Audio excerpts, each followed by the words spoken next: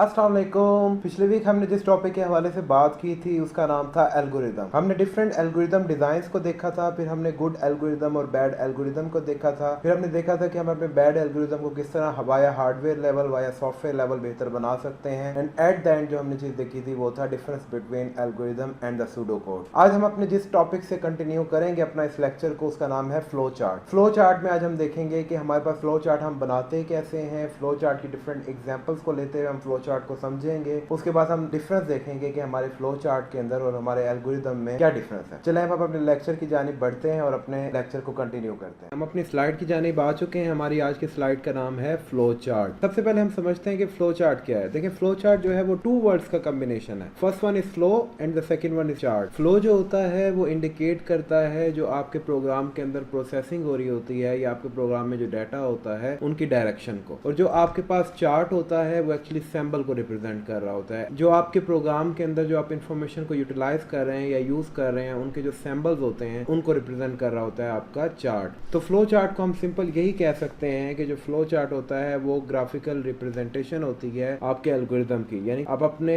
किसी भी प्रोग्राम के अंदर जो भी उसकी इंफॉर्मेशन होती है उसके फ्लो को देख सकते हैं, उसकी डायरेक्शन को देख सकते हैं via some symbol. Flow chart को हम बिल्कुल उसी तरह लेते हैं जैसे हम कहते हैं कि हम जब भी कोई बिल्डिंग बनाते हैं तो उससे पहले हम उसका एक ब्लूप्रिंट बना लेते हैं, उसका नक्शा बना लेते हैं, ताकि जब हम कोई भी बिल्डिंग डिजाइन करेंगे तो उसी नक्शे को फॉलो करेंगे ताकि हम हूबहू वैसी बिल्डिंग बना सकें। तो फ्लो चार्ट भी बिल्कुल उसी तरह काम करता है। हम जब अपनी कोडिंग करते हैं तो सबसे पहले क्या करते हैं, उसका फ्लो चार्ट बना लेते हैं, उसका हमारे पास फ्लो आ जाता है, फ्लो से हमारे पास लॉजिक क्लियर हो जाती है और हम उसके जरिए अपना प्रोग्राम बड़ी एफिशिएंटली और बड़ी करेक्टली जो होता है वो बना सकते हैं। जी, हम अपने फ्लो चार्ट सिंबल्स को देखते हैं। इनपुट और आउटपुट को रिप्रेजेंट करने के लिए हम अपने फ्लो चार्ट के अंदर जो सिंबल को यूज करते हैं उसकी जो शेप होती है वो कहलाती है पैरेललोग्राम, जो कि यहाँ पर रिप्रेजेंट किया गया है। अब आपके पास यहाँ पर क्या है कि यूजर से आपने इनपुट ली एज ए मार्क, यानी कि जो मार्क्स थे उससे आपने यूजर से एज इनपुट ले लिया, तो आपने उसको रिप्रेजेंट किया इस शेप के अंदर, और आपने प्रिंट करवाया उसी मार्क्स को जो आपने यूजर से लिया था, तो आपने इसको भी एज ए पैरेललोग्राम जो है उस फॉर्म में रिप्रेजेंट करवा दिया। इसी तरह आपके पास जो प्रोसेसेस होते हैं, अब जरा इसको हम अगर ऑब्जर्व करें कि ये यहाँ पर क्या हो रहा है कि ए एक इनपुट थी,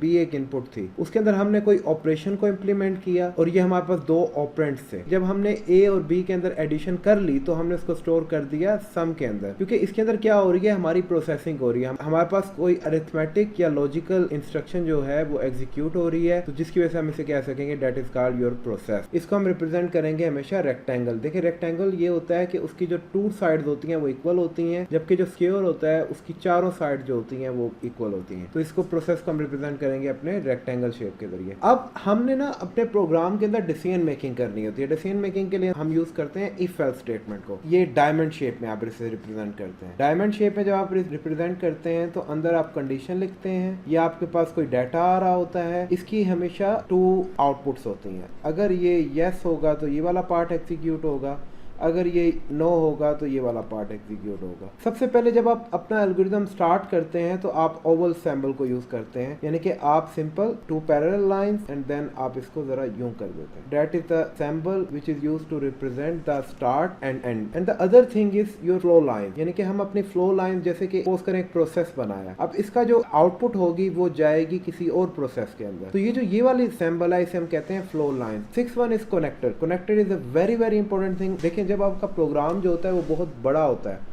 उसका एल्गोरिथम जो आप बनाते हैं वो कोई 100 से 150 लाइन के ऊपर कंसिस्ट हो रहा होता है, तो जब आप उसका फ्लो चार्ट बनाएंगे तो वो जो फ्लो चार्ट होगा वो एक पेज के ऊपर नहीं आ सकता, तो आप नेक्स्ट पेज की तरफ आपको मूव करना पड़ता है। तो उसके लिए जो आप सिंबल यूज कर रहे होते हैं दैट इज योर कनेक्टर। तो कनेक्टर क्या करता है, आपका रेफरेंस होता है आपके फ्लोज का। जब आप अगले पेज से अपने फ्लो चार्ट को स्टार्ट करेंगे तो आप हूबहू वही जो रेफरेंस होगा वो यहाँ पर रिप्रेजेंट करेंगे। इसको भी इंशाल्लाह ताला भी हम एग्जाम्पल के अंदर देखते हैं। फिर आप फंक्शन कॉल को रिप्रेजेंट जो करते हैं वो भी रेक्टेंगल शेप से करते हैं, जो कि हमने प्रोसेस को यूज किया था, और इसके अंदर हम दो पैरेलल लाइंस को ड्रा कर लेते हैं। देखिए, फंक्शन कॉल मतलब जो आपके पास प्री डिफाइंड फंक्शन है, जैसे मैं कह सकता हूँ पावर फंक्शन है, आपके पास स्क्वायर रूट का फंक्शन है, आपके पास साइन का फंक्शन है, tan का फंक्शन है, राउंड का फंक्शन है। तो ये डिफरेंट टाइप के फंक्शन जो होते हैं जो कि प्री डिफाइंड होते हैं, उन्हें आप रिप्रेजेंट करते हैं इस शेप के जरिए। एट द एंड हमारे पास जो सैम्बल होता है, वैसे सैम्बल बहुत ज्यादा है, लेकिन जो हमारे यूज में ज्यादातर जो सैम्बल आते हैं हमने वो डिस्कस किए इस लेक्चर लेक्चर के अंदर। तो the last symbol is use for your loops. Loops ही हमारे पास प्रोग्रामिंग में एक बहुत इंपॉर्टेंट और बहुत अहमियत का हामिल है।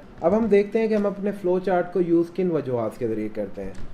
फर्स्ट वन, जो फ्लो चार्ट होता है वो हमने कहा कि हमारे एल्गोरिदम का ग्राफिकल रिप्रेजेंटेशन होती है। मतलब कि आप अपने एल्गोरिदम को जब ग्राफिकली रिप्रेजेंट करते हो तो वो कहलाता है आपका फ्लो चार्ट। अक्सर ऐसा होता है कि जब आप अपने एल्गोरिदम को बनाते हैं तो आपको फील ऐसा होता है कि जो आपने एल्गोरिदम बनाया उसकी लॉजिक बिल्कुल करेक्ट है, लेकिन जब आप उसका फ्लो चार्ट बनाते हैं तो उसका जो फ्लो होता है वो सही तरह जो होता है वो वर्क नहीं कर रहा होता।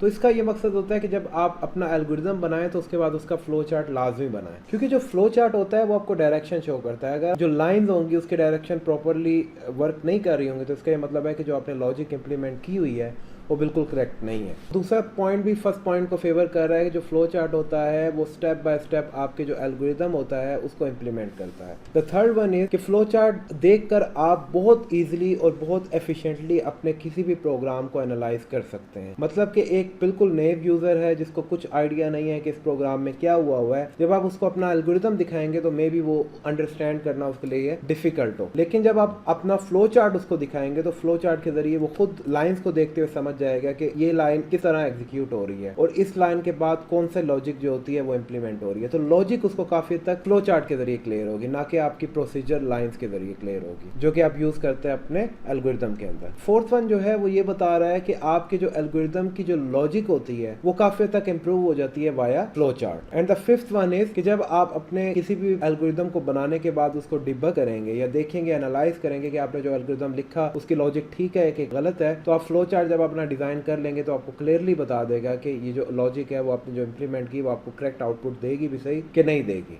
एक ये स्टेटमेंट भी है, पिक्चर इज वर्थ 1000 वर्ड्स। मतलब इसका ये है कि इंसान होता है वो विजुलाइज करके चीज़ों को ज़्यादा इन्फॉर्मेशन उसके ज़रिए गेट कर सकता है। तो जो फ्लो चार्ट होता है वो एक किस्म की पिक्चर फॉर्म ही होती है, तो पिक्टोरियली आप रिप्रेजेंट करते हैं अपने एल्गोरिदम को, तो यूज़र के लिए उसे अंडरस्टैंड करना जो होता है वो ज़्यादा ईजी होता है। अब हम अपनी एग्जाम्पल की जानिब बढ़ते हैं। इस एग्जाम्पल में हम ये देखेंगे कि हमारे पास दो इनपुट्स हैं, ए है और बी है। उसके अंदर हमने कोई वैल्यू स्टोर करवानी है और उसके बाद हमने उसका ले लेना है सम और उसको स्टोर करवा देना हमने किसी वेरिएबल के अंदर, like let us suppose it is S. तो ये हमारे पास उसका फ्लो चार्ट है। आपने जब अपने प्रोग्राम को स्टार्ट करना है तो जब उसका फ्लो चार्ट बनाएंगे तो हमेशा ओवल साइन यूज करेंगे और ओवल साइन के अंदर लिखेंगे स्टार्ट। और जब आप अपना प्रोग्राम एंड करेंगे या अपने फ्लो चार्ट को एंड करेंगे तो उसके अंदर जो सिंबल यूज करेंगे that is also oval symbol और इसके अंदर जो आप चीज लिखेंगे वो लिखेंगे एंड। अब स्टार्ट के बाद that is your flow lines जो कि आपके डायरेक्शन को शो कर रही हैं और date is your chart.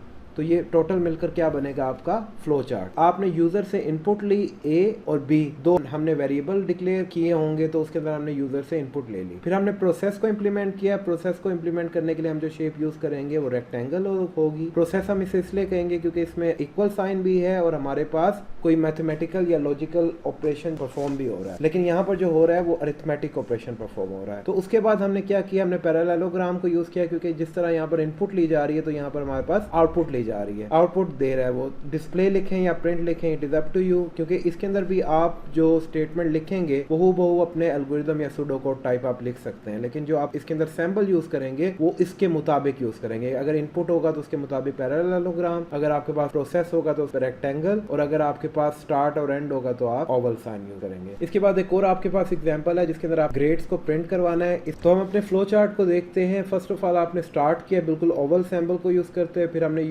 User से इनपुट ली, obtain marks and total marks. तो उसके बाद हमने प्रोसेस इंप्लीमेंट किया क्योंकि इसके अंदर हमारे पास मैथमेटिकल ऑपरेशन परफॉर्म हो रहा है। हमने ऑब्टेन मार्क्स को डिवाइड किया टोटल मार्क्स के ऊपर और उसको मल्टीप्लाई कर दिया 100 के ऊपर। तो ये हमारे पास परसेंटेज आ गई। अगर हमारी परसेंटेज जो है वो ग्रेटर देन है 80 से, तो मैंने आपको बताया था कि हमारे पास कंडीशनल जो स्टेटमेंट होती है उसको आप रिप्रेजेंट करते हैं डायमंड शेप से। तो आपकी जो परसेंटेज होगी अगर वो ग्रेटर देन 80 होगी तो उसकी दो हमारे पास आउटपुट्स होती हैं, नो या यस। अगर ग्रेटर देन 80 होगी तो कौन सा पार्ट एग्जीक्यूट होगा, ये वाला पार्ट एग्जीक्यूट होगा जिसके अंदर लिखा हुआ है कि उसका A+ ग्रेड होगा। जैसे ये वाला पार्ट एग्जीक्यूट होगा तो इसके नीचे जो है वो कुछ भी नहीं है, तो ये किधर चला जाएगा, हमारा यहाँ से होता हुआ प्रिंट हो जाएगा और हमारा प्रोग्राम जो होगा वो एंड हो जाएगा। लेकिन अगर नो होगा फिर वो चेक करेगा कि परसेंटेज जो है वो ग्रेटर देन 70 है। अगर ग्रेटर देन 70 है तो ग्रेड A को प्रिंट करेगा, और अगर ग्रेटर देन 70 नहीं है तो आपका एक और चेक जो है उसने लगाया हुआ है जिसके वो चेक कर रहा है कि परसेंटेज ग्रेटर देन 60 है। अगर वो ग्रेटर देन 60 है तो ग्रेड B प्रिंट हो जाएगा, देगा, अदरवाइज वो फिर चेक परफॉर्म करेगा और चेक करेगा कि परसेंटेज 50 से ग्रेटर है, अगर 50 से ग्रेटर है तो ग्रेड सी प्रिंट कर देगा, अदरवाइज वो फिर चेक परफॉर्म करेगा और परसेंटेज ग्रेटर देन 40 को चेक करेगा, अगर 40 है तो ग्रेड डी को प्रिंट कर देगा, अदरवाइज वो फिर एक चेक उसने लगाया हुआ है जिसके अंदर वो चेक कर रहा है कि परसेंटेज जो है वो ग्रेटर देन 33 है, अगर ग्रेटर देन 33 है तो ग्रेड ई को प्रिंट कर देगा, अदरवाइज वो कह देगा कि जो ग्रेड है वो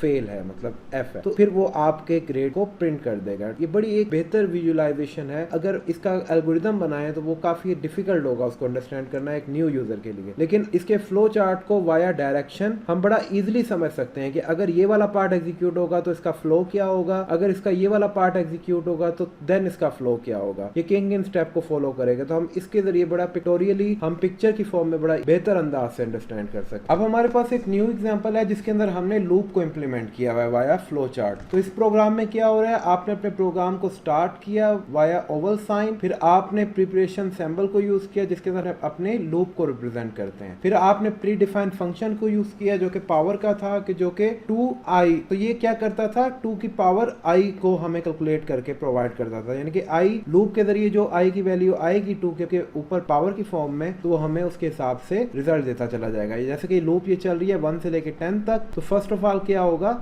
ये आपका 1 होगा, फिर आपका क्या होगा, फिर 2 होगा, फिर 3 होगा, फिर 4 होगा, फिर 5 होगा, फिर 6 होगा, फिर 7, इसी तरह 8, फिर 9 और ये 10। जैसे 2 की पावर 1 जो होता है वो 2 होता है, 2 की पावर 2 जो होता है वो 4 होता है, 3 जो है वो 8 होता है। इसको आप यूं भी कर सकते हैं 2 multiply by 2 multiply by 2 multiply by 2 और ये 4 जो है ये 16 आपको आंसर देगा, तो ये 4। इस तरह आप करते चले जाएंगे। तो ये लूप लगाने का ये फायदा होता है कि आपको बार बार कैलकुलेट करने की जरूरत नहीं होती, आपने जो प्रोसेसिंग करनी होती है और वो प्रोसेसिंग जो होती है वो एक लूप चला रही होती है, मतलब कि आप 1 से स्टार्ट हुए और आप एक स्पेसिफिक नंबर एक रेंज तक आप चले जाते हैं, यानी कि 1 से लेकर 10 तक मैं जा रहा हूं, तो वहां पर आप क्या यूज करते हैं, आप अपनी लूप को इंप्लीमेंट करते हैं। लूप को इंशाल्लाह ताला हम बड़ी डीपली देखेंगे, लेकिन जस्ट इस प्रोग्राम को या इस फ्लो चार्ट को आपको समझाया जा रहा है। जैसे आपकी पावर कैलकुलेट हुई तो फिर आपका क्या हुआ, i = i + 1 हो गया, मतलब पहले i में क्या था 1 था, तो फिर क्या हुआ i में अब 1 + 1 कितना होता है 2, तो अब i में 2 हो गया। तो लूप में आप हमेशा फीडबैक सिस्टम यूज करते हैं जो कि फीडबैक जा रहा होता है आपकी प्रिपरेशन सैंपल के पास। ये फीडबैक तब तक चलता रहेगा जब तक आपकी कंडीशन फॉल्स नहीं हो जाती, मतलब जब आपके पास i की वैल्यू यहाँ पर हुई 10, तो जब i की वैल्यू 10 हुई तो उसने दोबारा लूप चलाई, तो 10 जो था वो इसके अंदर था, तो लूप चलेगी 2 की पावर 10 आपको रिजल्ट देगा कोई ना कोई, फिर i की वैल्यू क्या होगी, i = 10 + 1 कितना होता है 11। तो जब ये 11 जाएगा इसके अंदर, क्योंकि जो आपकी लूप थी वो 1 से लेकर 10 तक चलनी थी, अब आपको जो वैल्यू i की गई है वो आपके पास 11 गई है, तो आपकी लूप अब चलेगी नहीं, वो यहाँ पर आ जाएगा आपका पार्ट। ये आपके पास जो है ये कनेक्टर है। कनेक्टर का मकसद ये होता है जैसे कि इस स्लाइड के अंदर पेज जो था वो खत्म हो गया था, तो हमने रेफरेंस यूज कर लिया st के नाम से। चूंकि हम अपनी नेक्स्ट स्लाइड के ऊपर अब मूव कर गए हैं तो यहाँ पर हम वही रेफरेंस यूज करेंगे st के नाम से, जो कि रिप्रेजेंट कर रहा होगा it is a part of this flow chart. तो ये हमारे फ्लो चार्ट का बकाया पार्ट है, तो इसके अंदर हम ये लास्ट चीज क्या लिखेंगे, एंड लिख देंगे। तो ये हमारा पूरा फ्लो चार्ट क्या था, start, preparation, power, i = i + 1 and the last one is and. अब हम देखते हैं कि हमारे एल्गोरिथम या फ्लो चार्ट में क्या डिफरेंस है। तो जो फ्लो चार्ट होता है वो जस्ट स्टैंडर्ड सिंबल्स होते हैं जो कि आपके किसी भी प्रोग्राम के डिजाइन को शो करने के लिए हम यूज करते हैं, जबकि जो एल्गोरिथम होता है उसके अंदर हम जस्ट इंग्लिश स्टेटमेंट या जस्ट मैथमेटिकल स्टेटमेंट यूज करते हैं अपने एल्गोरिथम के अंदर। तो फ्लो चार्ट जो होता है वो मोर टाइम कंज्यूमिंग होता है, बिल्कुल, क्योंकि आपको इसके अंदर एक डायग्राम बनानी पड़ती है, जबकि एल्गोरिथम जो होता है वो लेस टाइम कंज्यूमिंग होता है, आपने जस्ट इंग्लिश स्टेटमेंट में अपने वर्ड्स को लिखना होता है। It is difficult to modify, मतलब जो फ्लो चार्ट होता है इसको मॉडिफाई या इसको चेंज करना मुश्किल इसलिए है क्योंकि जब आप अपने फ्लोज को बना रहे होते हैं तो इसकी अगर एक भी डायरेक्शन जो है वो गलत हो जाए तो आपका पूरा फ्लो चार्ट की जो लॉजिक होती है वो गलत हो जाती है। तो आप पूरे फ्लो चार्ट के अंदर उसको चेंज करने जब बैठेंगे तो it is quite time consuming and it is very difficult to modify. जबकि हमारे पास एल्गोरिदम को मॉडिफाई करना बहुत ईजी होता है। आप अपनी इंग्लिश स्टेटमेंट में ही लिख रहे होते हैं, कोशिश करें पेंसिल को यूज़ कर लें, क्योंकि आप पेन को जब यूज़ करेंगे तो उसके अंदर फिर कटिंग आएगी तो आपका प्रॉपर वो चीज़ नहीं बन पाएगी। तो पेंसिल को आप रबर के जरिए इरेज कर सकते। फिर आपके पास जो चौथे नंबर पे है फ्लो चार्ट जो होता है वो ग्राफिकल रिप्रेजेंटेशन होती है आपके सोल्यूशंस की, जबकि ये स्टेप बाय स्टेप आपको प्रोसीजर बताता है कि आप अपनी प्रॉब्लम को किस तरह सॉल्व करेंगे। तो यहाँ पर हमारे पास प्रोज एंड कॉन्स है फ्लो चार्ट के भी और एल्गोरिदम के भी। एल्गोरिदम में हमारे पास सूडो कोड भी आ जाता है। तो इसके अंदर हमने ये देखा कि जो हमारे पास फ्लो चार्ट था वो काफी हद तक बेहतर है। आप जब भी कोई प्रोग्राम को डिजाइन करें तो उसका सबसे पहले फ्लो चार्ट बनाएं। जब आपका फ्लो चार्ट जो होता है लॉजिकली वो सही काम करता है तो आपके जो फ्लोज होंगे वो बिल्कुल करेक्टली जो होता है वो डायरेक्ट हुए पड़े होंगे, या इसकी डायरेक्शन जो होगी वो बिल्कुल करेक्ट होगी। तो आप हमेशा अपने प्रोग्राम को डायरेक्टली कोड करने से पहले या डेवलप करने से पहले उसकी फ्लो चार्ट बनाएं, उसका एल्गोरिदम बनाएं, देन उसको आप इंप्लीमेंट करें। इंशाल्लाह ताला मैं आपके सामने अपनी न्यू वीडियोस के साथ हाजिर होऊंगा। हमारा जो नेक्स्ट लेक्चर होगा वो होगा प्रोग्रामिंग पैराडाइम के ऊपर, जिसके अंदर हम देखेंगे कि प्रोग्रामिंग के डिफरेंट स्टाइल्स कौन कौन से हैं। जैसा कि हमारे पास लूप है, हमारे पास प्रोसीजर प्रोग्रामिंग है, हमारे पास डिक्लेरेटिव प्रोग्रामिंग है, इंपेरेटिव है, रिएक्टिव है। तो ये हम डिफरेंट टाइप के प्रोग्रामिंग जो स्टाइल्स है ना उसके अंदर हम इंशाल्लाह ताला इसको देखेंगे कि हमारे पास कितने स्टाइल्स हैं और हम अपनी सी के अंदर कौन सा स्टाइल को फॉलो करने जा रहे हैं। इंशाल्लाह ताला मैं हाजिर होऊंगा अपनी न्यू वीडियो के साथ। आपके लिए मुझे आप इजाजत दें। जज़ाकल्लाह। अस्सलाम वालेकुम।